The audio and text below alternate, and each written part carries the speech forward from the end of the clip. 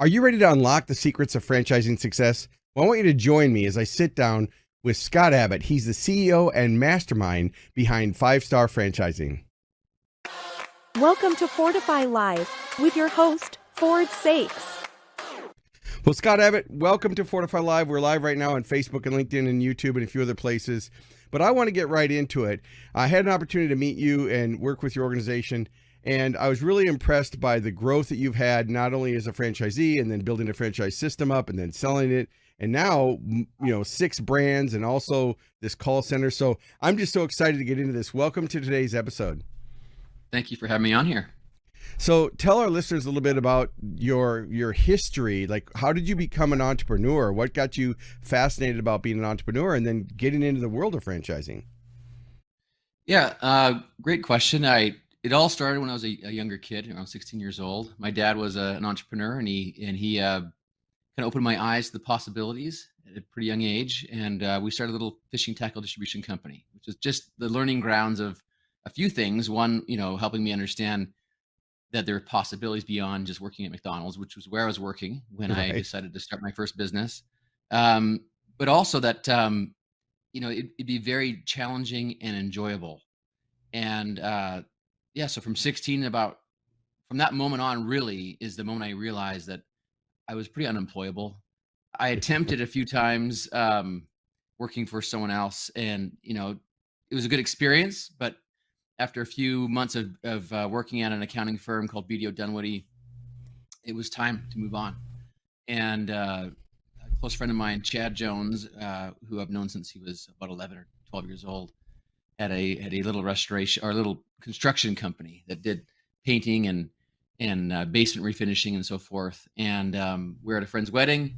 We were talking about how trying to expand that business beyond Edmonton, Alberta to Calgary and Saskatoon and to Vancouver just wasn't working out. The employees that they had just didn't have the ownership mentality needed to start a business. And it just hit me that the only way to get this done is if we franchise it. And that's what I said. Let's franchise this business and see if we can't make it sing. And the funny thing is I'd never franchised anything before in my life. I think one of the characteristics of probably most entrepreneurs is an irrational confidence. If we think we can do things that we've never done before and that it'll all work out. So the combination of being a little bit younger, a little more foolish, a little more, and also ambitious, resulted in the starting of 5-Star Painting in about 2004. And you grew that up over to 100 locations, and then you were able to exit that and sell to the Dwyer Group.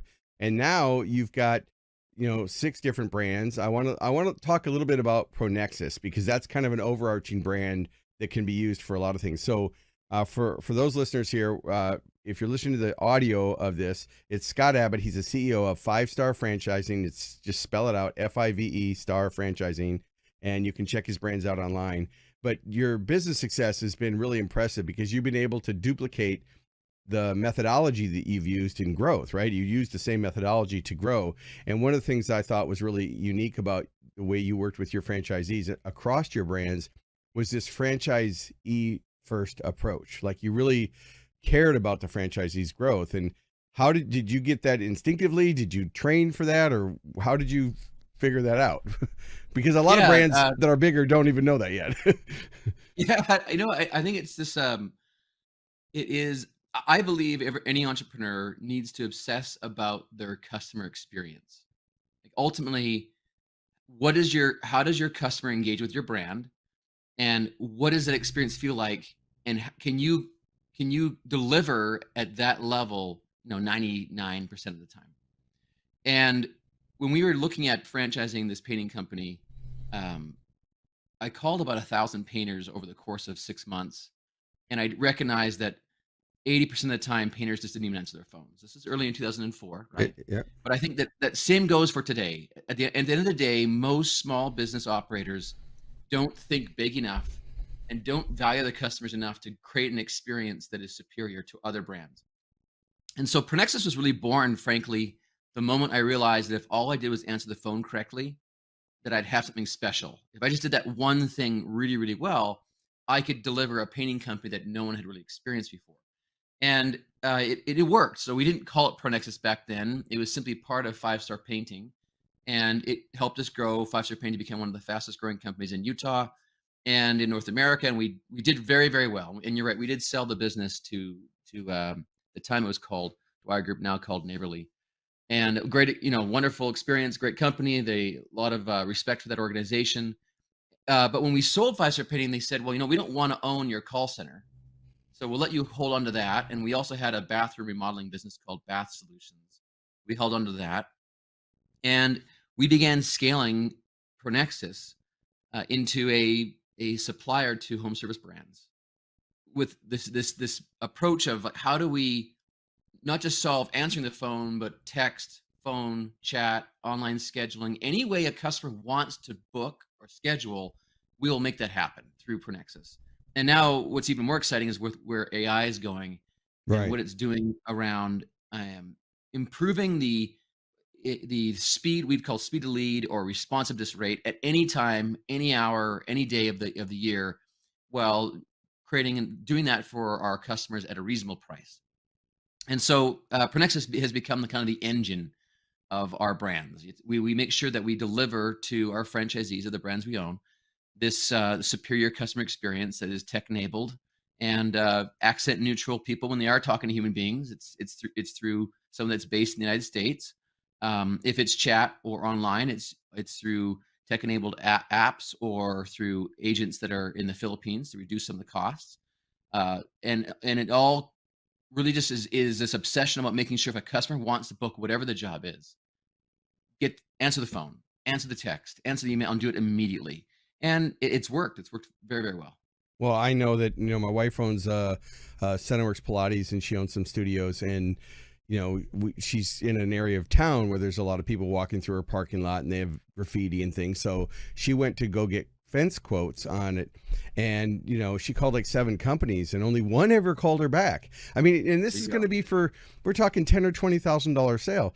Then the weekend after that, we went to the home show, and we've got some trees that removed, and the lawn's a mess here. So I went to a bunch of there was like 9 landscapers, and I got the cards sitting right behind me. They're literally right here. And I went to them and I said, look, I'm a serious lead. I'm not just kicking tires here. I have to put a new irrigation system in. I need to get a new lawn. Oh, yeah, we do all of that. 2 called me back. 1 showed up, and it was his partner, because he said, yeah, my partner and I, we grew the business up. I worked for the company, and then we bought the company. So I'm thinking, okay, entrepreneur. I like to reward entrepreneurs. I mean, I'm an entrepreneur. Yeah. I started my first business, which was a painting company, by the way, back in the 80s. And it was interesting because when his partner showed up, he goes, yeah, what do you want? And I'm like, well, I would like you to take a look at my yard and look at the irrigation system. And he's like, well, what? And he was just like so confused. And I thought, you know what? If this is how he's treating me on the first 5 minutes, this is probably not going to go well. So obviously I didn't do business with him. Ford, here's how I view it. You mentioned your wife has a Pilates concept, right? And franchising is all about creating a standard that franchisees all follow, and then it should create a superior customer experience. In my view, home service businesses, their storefront is how well they answer the phone the very first time, or how fast they respond to a customer's inquiry, through email or otherwise. That's their storefront. And if you owned a McDonald's, and if McDonald's saw your lights were off and the bathroom was a mess, and they walked up to the store and the paint job wasn't matching, I mean, you wouldn't have a franchise. McDonald's would literally shut you down because their brand standard is so important. But for some reason, in a lot of home service brands, we let franchisees simply just not take care of their customer. It's mind-blowing. In fact, I'll give you an example of this. We used to do things for some brands to demonstrate to them how bad their customer experience was.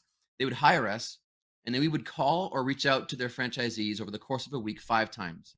We would record every single outcome. Did they answer the phone? Did it go to voicemail? How long till they called us back? I mean, it's embarrassing, actually, that some of the results we got.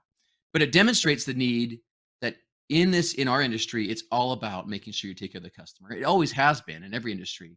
But in this industry, if you do it right, you're different, which is that in of itself is just do the basics, and suddenly you're better than everyone else. That's why actually I love home services. That's why I operate in this industry. I feel like I have an unfair advantage just by doing the things that I would view as being table stakes. Yeah, when all the marketing in the world won't overcome poor customer experience. When I get brought into an organization like yours, I always ask them what are your top challenges, and it's always the franchisee wants the franchisor to drive more business, and the franchise or says, look, just follow the systems. We're giving you all the tools. If you would just follow the brand standards and do the things the tools that we've created, that we've proven work, that we've learned from, years of experience. And so I understand that rub. And then, when I'm brought in for local marketing or those types of discussions, it's doing the basics. It's doing 1% better than everybody else. I thought I was fancy. I don't have such a fancy system like you, but if someone goes to my website and they fill out a contact form, there's something called email to text. And all of our listeners could do this. If you run a business and you have forms on your website and you don't have something like Pronexus, you can certainly go, whoever your email is going to, like info at whatever your company is, send it to your cell phone at your carrier. So if you just Google email to text Verizon or email to text AT&T, because I use AT&T. Well, now if someone fills out a form on my website, I get it strictly. I mean, it comes in as a text message straight to my phone, and then I'm able to respond. And so I had a text message come in the other night. It was about 9:30 on a Friday, and I'm thinking, this is kind of late. And they were on the East Coast, and I'm thinking, okay, it's 10:30 where they're at. So I called the back. I said, hey, is this Sharon? And she said, who is this? I said, well, you just filled out a form on my website. This is Ford Saeks from Profit Rich Results. And she said, what are you doing? I said, look, I know you're sitting in front of your computer right now, filling out inquiries for for speakers. Look, go to bed. You found your speaker. We can talk next week. And it was, it kind of, I stood out over the competition, and then I ended up getting the booking. But it was that response of responding quickly. And like you said, it's not about being 100% better than your competition. It's about doing 1 or 2% better. And in your case, you're not even saying do 1% better than everybody else. You're just saying do the basics, which nobody else is really doing. And that's really surprising. I did a keynote for a bank association. And, community banks, they're all the same in a sense. And so I was speaking on local marketing and business success. And so I said, hey, what's your USP? Why should people bank with you over the competition? Why should they bank with you over Bank of America or Wells Fargo? And so everybody said customer service. It was all about customer experience. And so I said, can I have a volunteer? So I asked the volunteer to come up. His name was Chad. He walks up on stage. I grabbed my cell phone, which is sitting right here. I grabbed my cell phone. I had a lav microphone. And I said, what's your phone number? And so on stage, I called his bank and said, right next to the microphone in my lav. And I said, hey, I'm interested in setting up a commercial account at your bank. Well, just a minute, you've got the wrong department. Boom, transfer me. I'm on hold for like 3. Now, the CEOs, this is a CEO like you. I mean, this guy's not happy with me. And I'm in front of 500 of his peers. Well, finally, they rerouted me a few times, and then they hung up. And I told him, I said, look, wouldn't you rather have me tell you and show you this, because you're the CEO and you're disconnected from what's going on. You feel like it's really all about customer experience. And so one of my tactics I work with brands like yours is to tell them mystery shop. I'm working with a lot of health and fitness brands right now.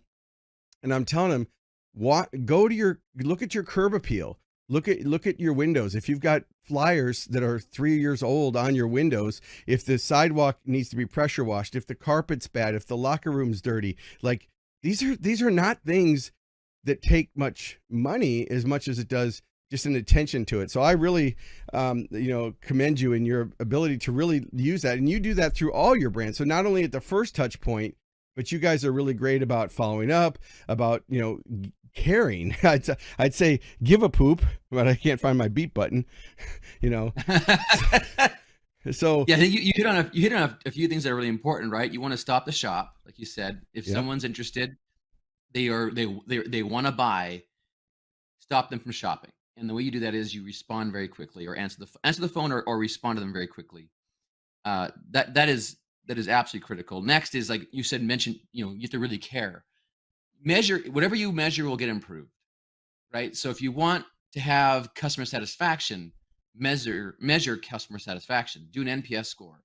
And I'll give you an example. We just did a retreat with all of our brand presidents and our top franchisees to Cancun. And in that meeting, we went and reviewed by each of our brands all of the reviews they had in 2023 and what their rating was and their NPS scores were in the events. We measured that by the brand.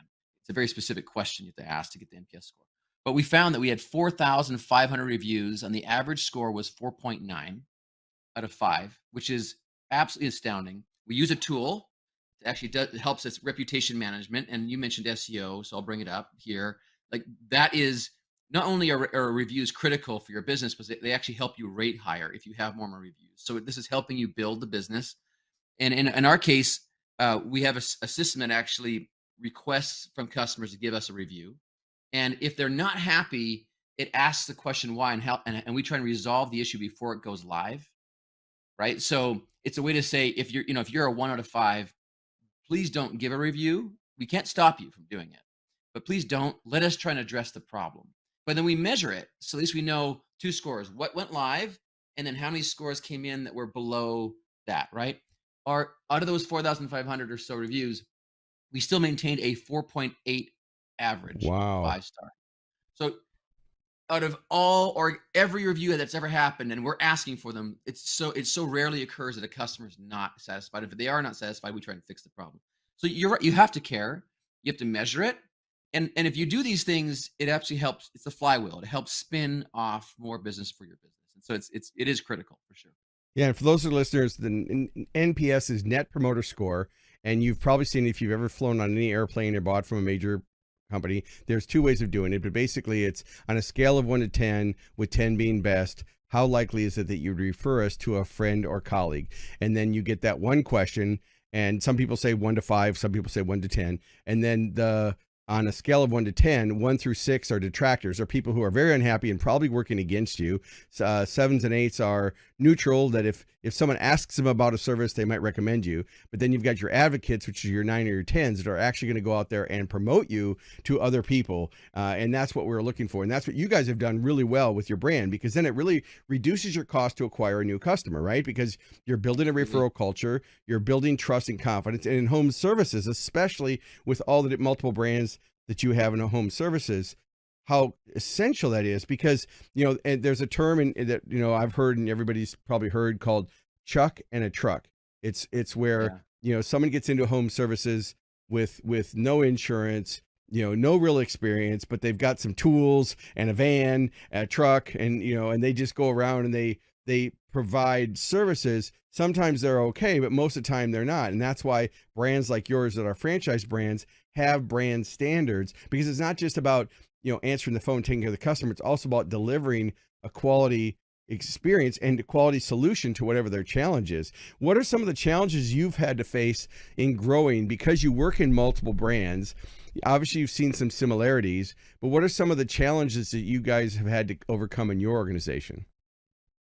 Well, lots, but I want to hit on something you just brought up. Sure. That's super valuable, and I've got maybe a little bit of recency bias here, because one of the things I do is whenever I travel to anywhere in North America, I have my assistant schedule an in-person lunch or dinner with a franchisee of any of the brands we own.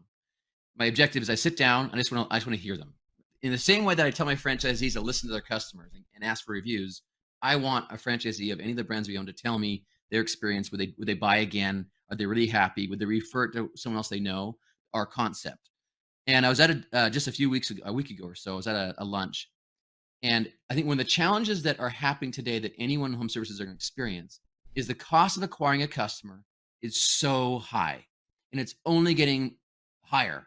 Right. Google, Facebook, all these other companies, they're charging more and more for people to find your business. And yet more and more people want to use that very little real estate. There's only 4, 5, or 6 paid spots, and Google's charging all of us like almost an auction method for those clicks.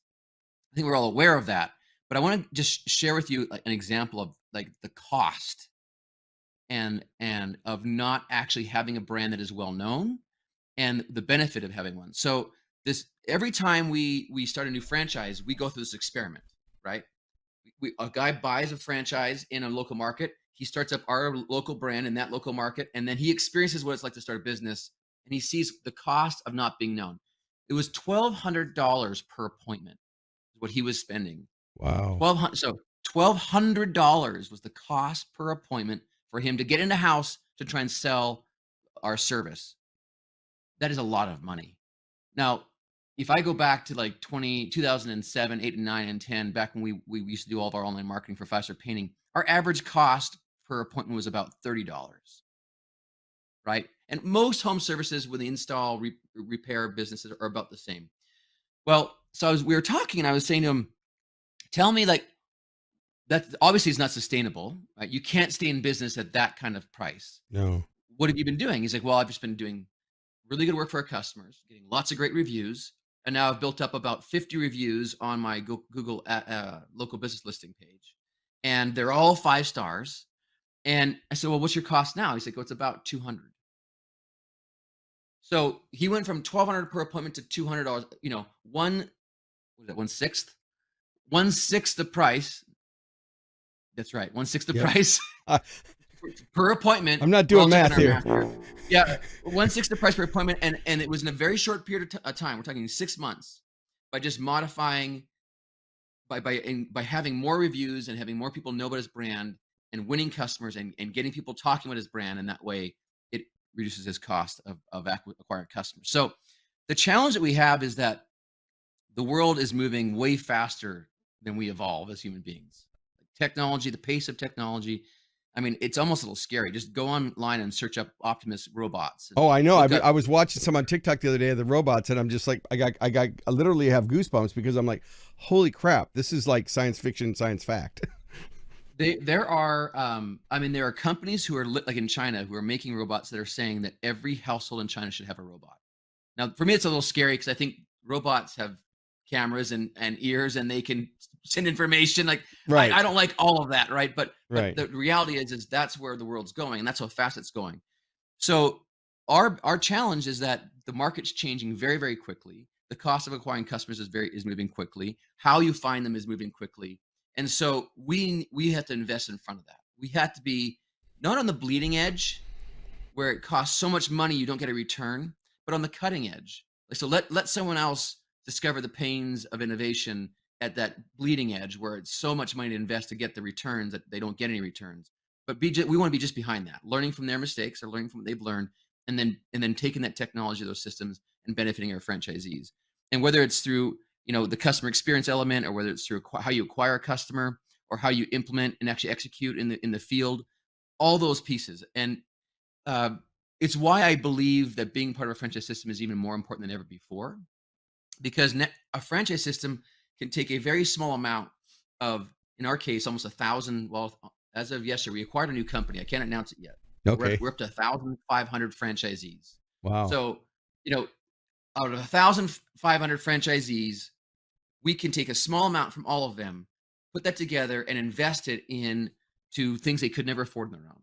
Sure. They could never afford the talent pool that we have working on their business. There's about 85 full-time employees at 5-Star who wake up every day, and all we think about is, how do we empower our franchise partners in the home services industry? That is our mission and our stated mission that we all understand.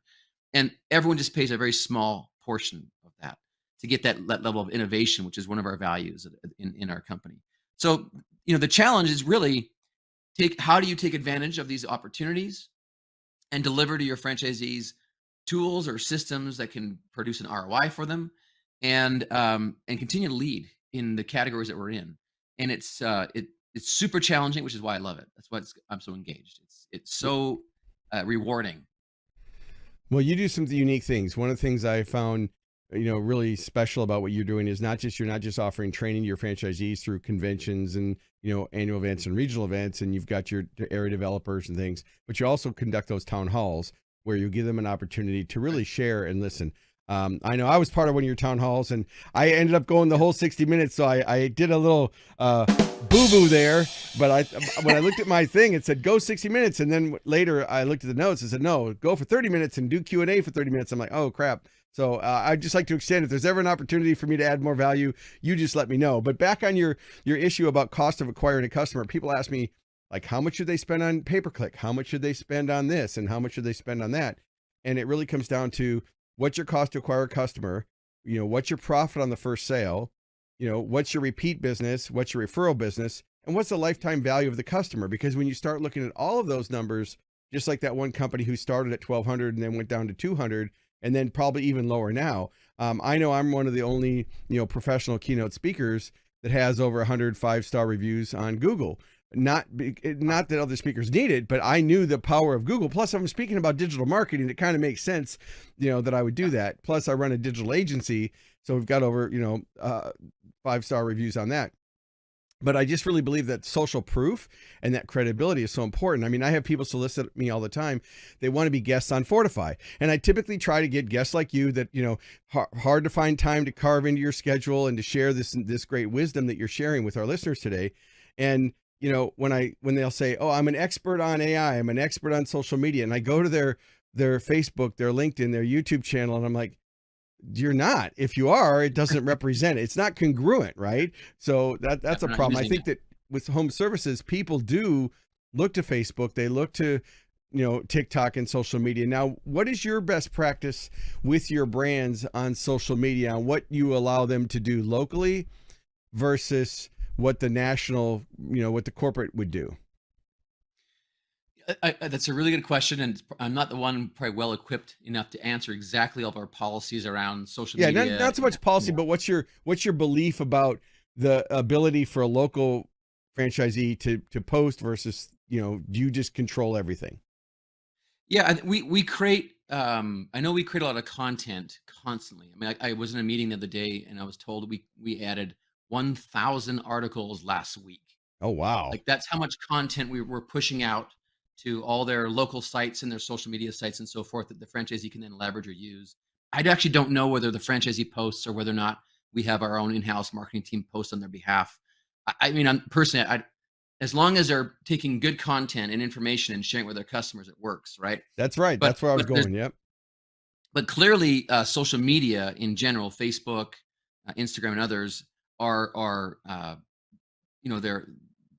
they're a huge opportunity. They have been a huge opportunity. We generate a lot of business through doing advertising through those platforms, and so we definitely leverage those. What do you see the future? So as we get ready to wrap up the episode, what do you see the future of, or what's really exciting for you going forward? Well, I know you got this new business the new brand you can't talk about, but hypothetically, you've got this new brand. Now, did you acquire it? I mean, without leaking anything you're not supposed to leak. I want to be careful here. We closed yesterday morning. Or yesterday at 7:00. We closed the documents, had the closing call. We have 2 other companies that are under contract presently to be acquired by 5-star. We're actively looking for home service brands in verticals we do not own. And to put the kind of the power of 5-star behind it and grow the business.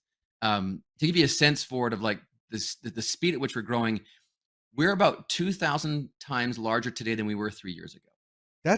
Scott, I don't even know how you would even do that. Like it's amazing. It's mind blowing. It is amazing. And I'm very proud of what our team has done. Like we have amazing people in this organization that are so committed to our purpose and are so purpose driven. They have so much experience in franchising, in home services, that we are adding value to the lives of franchisees, that we feel like we have a model where we can acquire a brand and immediately unlock a lot of value in those organizations. So I'm very, very passionate about what we do. I'm very excited about what we do. What the future holds is really the reality that at some point, there's going to be only a few players in this industry 20 years from now. Okay. Who can own the home? Who can deliver to a homeowner a superior customer experience in anything they want to have done in their home, whether it be fix or repair or maintain? Who can do that? I believe we are uniquely positioned to be able to do that because of our engine with Pronexus, our commitment to the home services industry, and the model we use of franchising to scale. We added 220 locations last year. In terms of brand new locations. That's how fast we're growing. We're on pace to exceed that with the brands we have this year, well ahead of budget presently. I mean, one of our brands added 18 locations this month. Just one brand added 18 new locations in 1 month. So it's super exciting where we're going, right? And so, how big is the organization going to be in 5 or 10 years? I mean, it's going to be 4,000 or 5,000 locations. It's going to be in 25, 30 verticals. It's really going to be delivering to the customer an experience they could never have anywhere else. And so that's what's exciting. And it's going to be the 5-star experience. It's the 5-star promise we make to people. You get a 5-star experience when you use our brands. Well, I love the company name. Scott, love you for taking the time out for this. Stick around after the outro here. This is Ford Saeks and Scott Abbott from 5-Star Franchising. We've been talking about franchising success. Make sure you like and share this episode with other colleagues because he shared some definite nuggets of wisdom. Thanks, Scott. Thank you, Ford. Thank you for tuning in to Fordify Live. Make sure to like, comment, and share this episode on your favorite social media platform. And don't forget to subscribe to the Business Growth Show podcast, available wherever you get your podcast streaming fix. We air weekly at 11 a.m. Central Time. So until next week, keep pushing the boundaries and never stop growing.